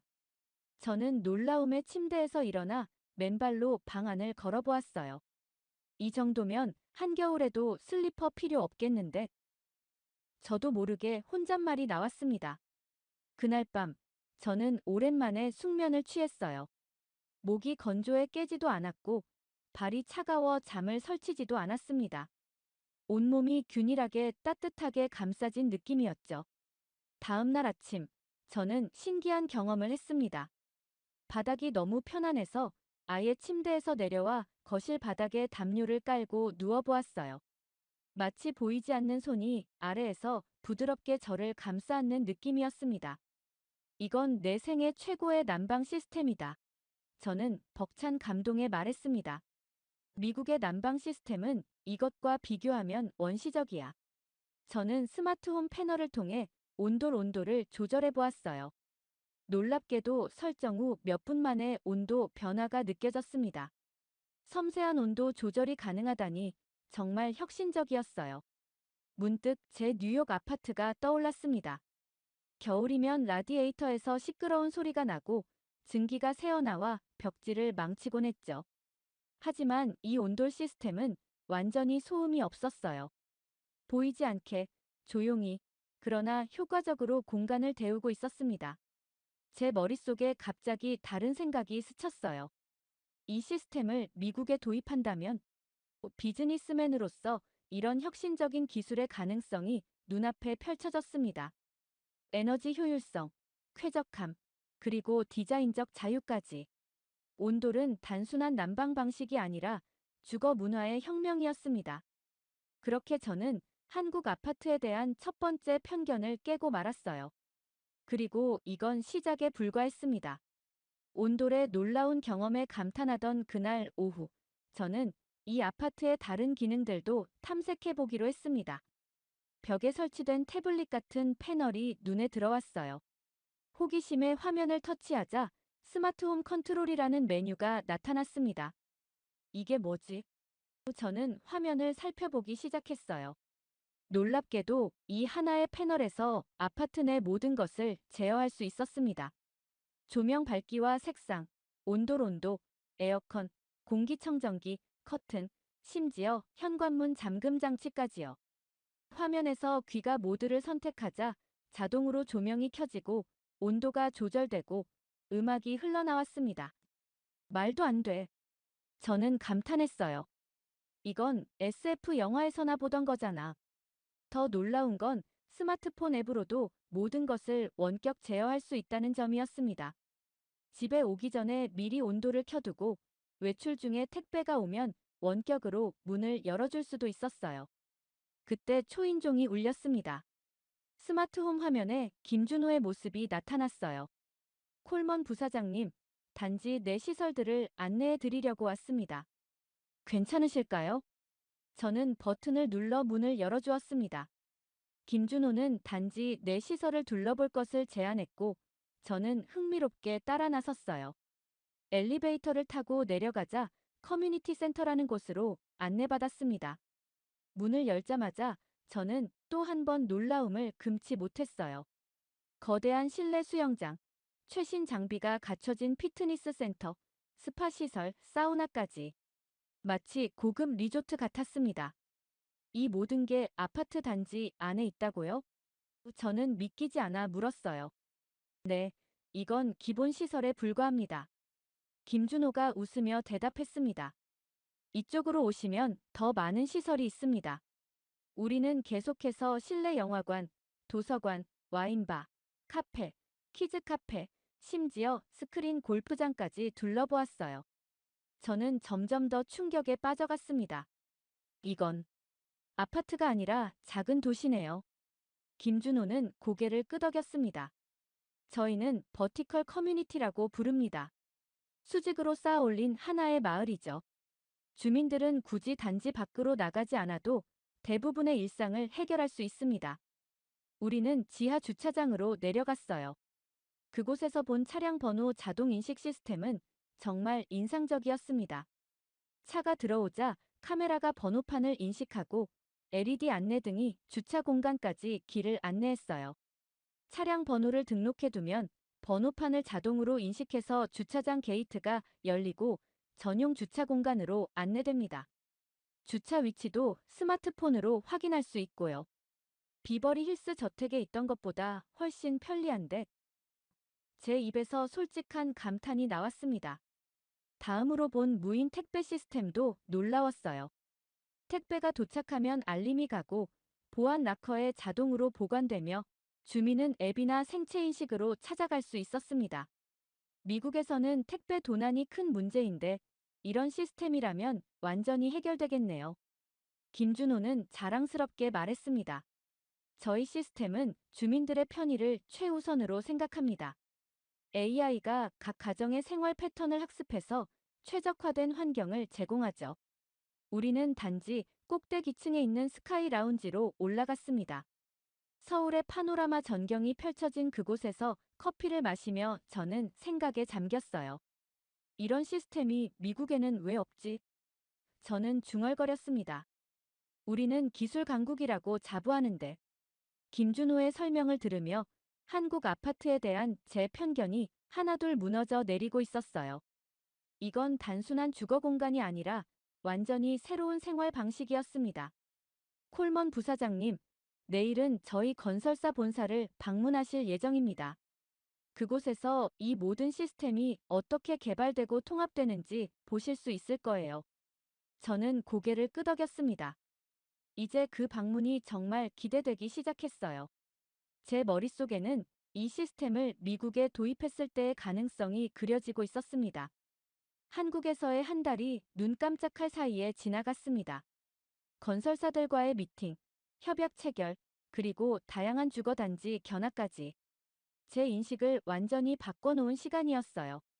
인천공항에서 뉴욕행 비행기에 오르며 저는 이상하게 아쉬운 마음이 들었습니다.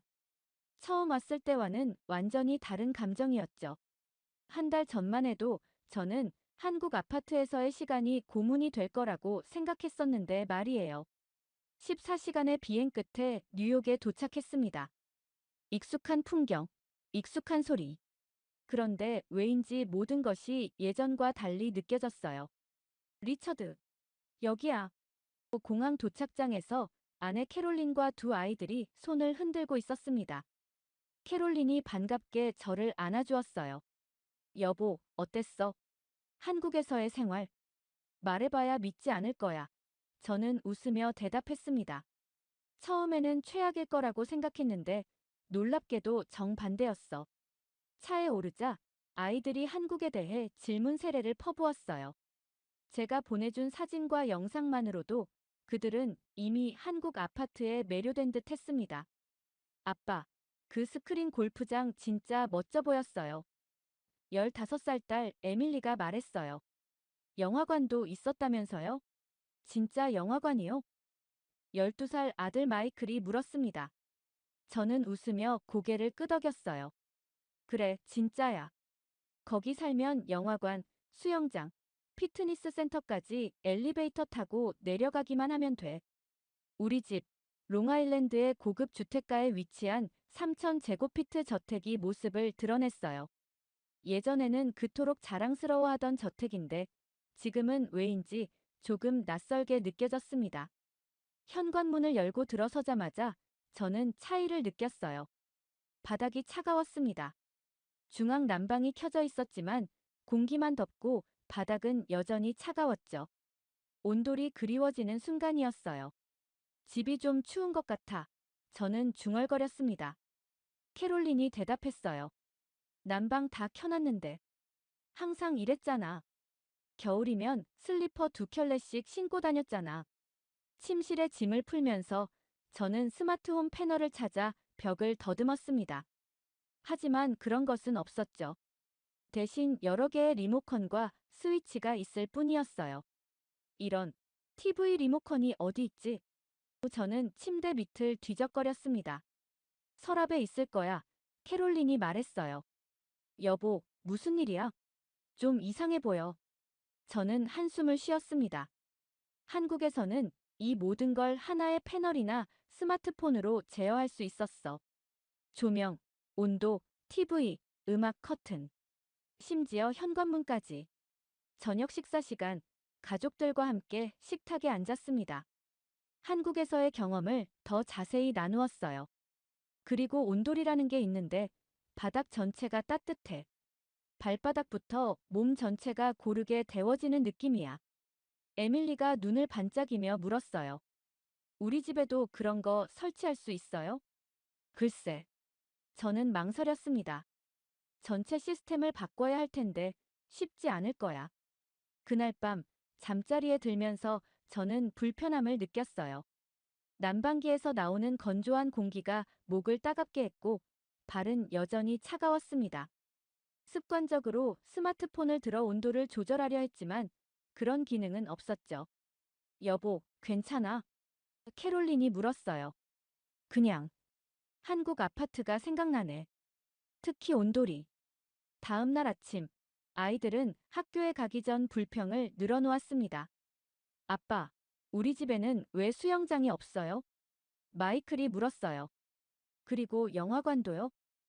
에밀리가 덧붙였습니다. 캐롤린은 아이들을 학교에 보낸 후 저에게 말했어요. 당신이 보내준 영상들 보고 나니 우리 집이 갑자기 불편하게 느껴져. 특히 편의시설 면에서. 한국 아파트가 더 편했을 것 같아. 저는 깜짝 놀랐습니다. 제 아내가 우리가 그토록 자랑스러워하던 저택보다 아파트를 선호한다니. 하지만 솔직히 저도 같은 생각이었어요. 알아. 나도 그렇게 느껴. 특히 온돌과 스마트홈 시스템이 정말 그리워. 귀국 후 일주일이 지났지만 한국에서의 경험은 계속해서 제 머릿속을 맴돌았습니다. 출근길에 차 안에서, 회의 중에, 심지어 잠들기 전에도 온돌의 따뜻함과 스마트홈의 편리함이 생각났어요. 그날 아침 회사에 도착하자 사장님이 저를 급히 불렀습니다. 리처드, 한국에서 가져온 자료들 정리됐나? 오늘 오후에 중요한 회의가 있어. 네, 모두 준비했습니다. 사장님은 만족스럽게 고개를 끄덕였어요. 자네가 없는 동안 시장이 더 빠르게 변했어. 지난주에만 3곳의 대형 투자사에서 한국식 스마트 아파트 프로젝트에 관심을 표명했지. 사무실로 돌아와 이메일을 확인하는데 놀라운 소식들이 가득했습니다. 여러 고객사와 투자자들이 한국 스타일의 주거 시스템에 대해 문의해왔어요. 심지어 월스트리트의 거물들까지 연락을 취해왔습니다. 리처드, 당신이 한국에 다녀왔다고 들었소. 이 한국식 스마트 아파트에 대해 자세히 알고 싶네. 마이너스 골드만삭스 부사장. 점심시간에 오랜 동료인 제임스가 말했어요. 트럼프조차도 다음 프로젝트에 한국식 설계를 도입한다는 소문이 있어. 실리콘밸리의 부자들은 이미 선구매에 뛰어들었다고 하더군. 오후 회의에서 저는 한국에서의 경험을 발표했습니다. 투자자들의 눈빛이 반짝였고 질문이 쏟아졌어요. 회의가 끝나고 대형 투자사의 CEO가 접근했습니다. 콜먼 씨, 우리는 맨해튼에 첫 번째 한국식 스마트 아파트 단지를 개발하기로 결정했습니다. 퇴근길, 사장님이 말했어요. 리처드, 이건 단순한 유행이 아니야. 주거의 패러다임이 바뀌고 있는 거지. 집에 돌아와 가족에게 오늘 있었던 일을 이야기했어요. 아내는 흥분해서 물었습니다. 그럼 우리도 그런 아파트로 이사 갈 수 있는 거야? 불과 몇 개월 전만 해도 한국식 아파트를 콘크리트 상자라고 무시했던 제가 이제는 그 혁신적인 시스템을 미국에 도입하는 선두주자가 될 수도 있다니. 인생은 정말 예측할 수 없는 것 같았어요. 다음 날 아침, 저는 사장님에게 직접 제안서를 들고 찾아갔어요. 사장님, 제가 직접 뉴욕 최초의 한국형 스마트 아파트 프로젝트를 총괄하고 싶습니다. 자네가 전통적인 저택의 가치를 그토록 옹호하던 사람이 네, 한국에서의 경험이 저를 완전히 바꿔놨어요.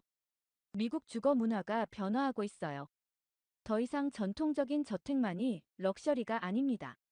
한 달 후, 저는 맨해튼 중심부의 스카이가든 뉴욕 프로젝트를 출범시켰습니다. 한국의 현대건설과 협업하여 온돌 시스템과 스마트홈 기술을 도입했어요. 기자회견에서 저는 자신감 있게 말했습니다. 뉴욕 고급 주택 시장의 침체는 위기가 아니라 변화입니다. 한국식 스마트 아파트가 미래의 표준이 되고 있습니다. 프로젝트 발표 후 모델하우스에는 실리콘밸리 CEO들과 월스트리트 금융인들이 몰려들었어요. 그날 저녁, 아내 캐롤린은 미소 지으며 말했습니다. 여보, 불과 몇 개월 전만 해도 한국 아파트를 비웃더니 이제는 그걸 도입하는 선구자가 됐네요. 우린 결국 한국에서 배운 거네. 창밖을 바라보며 저는 말했습니다. 처음엔 제가 한국을 가르치러 간다고 생각했는데 오히려 제가 더 많이 배웠어요. 한국의 혁신적인 주거 문화에 진심으로 감사합니다. 이제 한국식 아파트는 단순한 주거 공간이 아니었어요. 그것은 미래의 라이프 스타일이었습니다. 예전의 저라면 상상도 할 수 없는 일이지만 지금의 저는 다릅니다. 한국은 저에게 편견을 깨는 방법을 알려주고 새로운 시각을 주었어요. 저의 이야기는 이렇게 끝이 나지만 저의 새로운 이야기는 이제 시작입니다. 지금까지 저의 이야기를 들어주셔서 감사합니다.